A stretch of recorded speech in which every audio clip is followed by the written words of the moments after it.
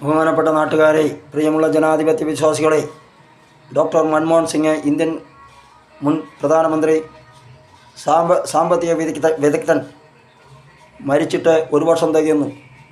ഒരു വർഷവും ഒരു ദിവസവുമായി. ഡിസംബർ 26-നാണ് ചരമദിനം.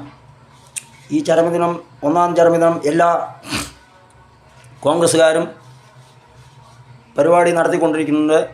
സാമ്പത്തിക വിദഗ്ധൻ എന്ന് പറഞ്ഞാൽ പാവപ്പെട്ടവർക്ക് വേണ്ടി 120ഓളം കോടി ജനങ്ങൾക്ക് സാമ്പത്തികമായും കൃഷിക്കാർക്കും പാവപ്പെട്ടവർക്കും കച്ചവടക്കാർക്കും എല്ലാവർക്കും നന്മ മാത്രം ചെയ്ത ഡോക്ടർ മൻമോഹൻ സിംഗാണ് മരിച്ചിട്ട് ഒരു വർഷമായിരിക്കുന്നു. ഈ വേളയിൽ എല്ലാവരും ഇന്ത്യൻ നാഷണൽ കോൺഗ്രസിൻ്റെ എല്ലാ അംഗങ്ങളും ഇതിൻ്റെ സ്മരണാഞ്ജലി പുതുക്കിക്കൊണ്ടിരിക്കുകയാണ്. ദേശീയ ഗ്രാമീണ തൊഴിലുറപ്പ് പദ്ധതി, മഹാത്മാഗാന്ധി ദേശീയ ഗ്രാമീണ തൊഴിലുറപ്പ് പദ്ധതി കൊണ്ടുവന്നത് അദ്ദേഹമാണ്. അതിനുശേഷം വിവരാവകാശം കൊണ്ടുവന്നത് അദ്ദേഹമാണ്.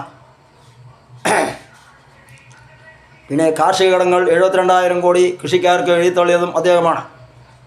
അതുമാത്രമല്ല, പല കാര്യങ്ങൾക്കും ഗ്യാസിൻ്റെ വില നിയന്ത്രണാധീനമായി വില വർദ്ധിപ്പിക്കാതെ 420 രൂപയ്ക്ക് 10 വർഷവും കൊടുത്തു.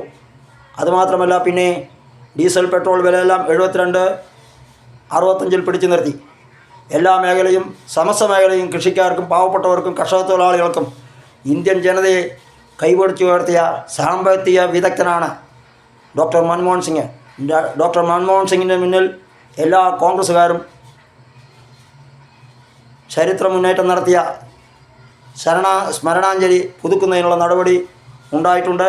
അത് ഇനിയും ഉണ്ടാകും എന്ന് പറഞ്ഞുകൊണ്ടും, അതുകൊണ്ട് ഇന്ത്യയുടെ നട്ടൽ ആയ ഡോക്ടർ മൻമോഹൻ സിംഗിന് ഒരിക്കൽ കൂടി അഭിനന്ദിക്കുകയും സ്മരണാഞ്ജലിയിൽ പങ്കെടുക്കുകയും അതിൽ ദുഃഖത്തിൽ പങ്കുചേരുകയും ചെയ്യുന്നു എന്ന് മുൻ ഗ്രാമപഞ്ചായത്ത് മെമ്പർ ആർ ശങ്കരനാരായണൻ അറിയിച്ചു.